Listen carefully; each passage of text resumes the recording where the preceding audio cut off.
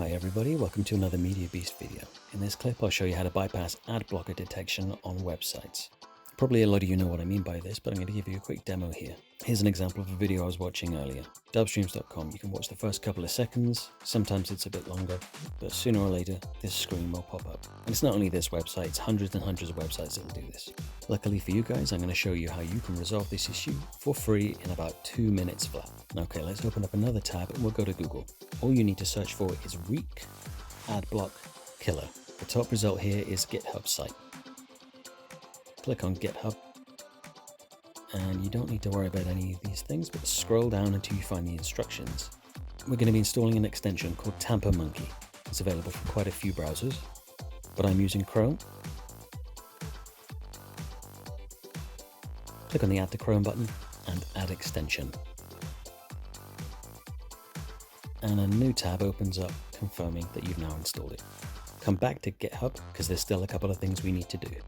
Step 2, subscribe to the filter list. Open that link in a new tab also, and just click on subscribe.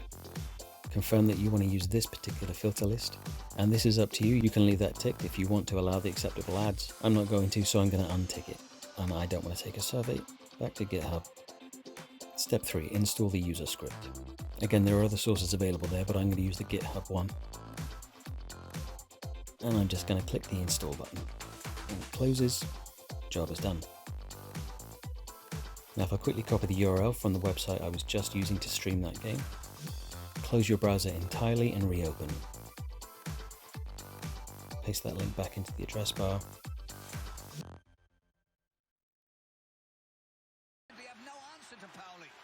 And I'll just let this video run for a little while to show that AdBlock detection warning is no longer there.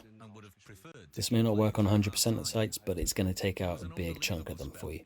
So remember to close and reopen your browser entirely before testing this.